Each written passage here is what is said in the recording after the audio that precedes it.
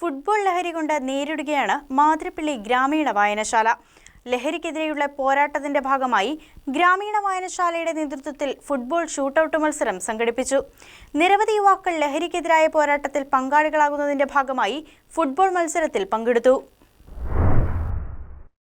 ലഹരിക്കെതിരെ ഒരു ഫുട്ബോൾ ലഹരി എന്ന പേരിൽ കോതമംഗലം മാതൃപ്പള്ളി ഗ്രാമീണ വായനശാലയുടെ ആഭിമുഖ്യത്തിൽ നടത്തിയ ഷൂട്ടൌട്ട് മത്സരം കോതമംഗലം എക്സൈസ് സർക്കിൾ ഓഫീസിലെ അസിസ്റ്റന്റ് എക്സൈസ് ഇൻസ്പെക്ടർ ഫൈസൽ ഉദ്ഘാടനം ചെയ്തു.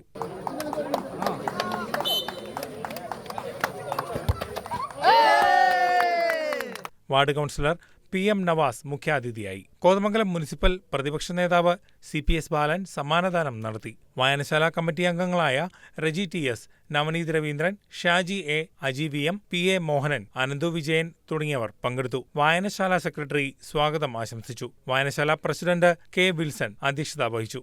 K ജെയ്സൺ റഫറിയായി എത്തി. നിരവധി യുവാക്കളാണ് ലഹരിക്കെതിരായ പോരാട്ടത്തിൽ പങ്കാളികളായിക്കൊണ്ട് മത്സരത്തിലേക്ക് എത്തിയത്. News desk KCV news.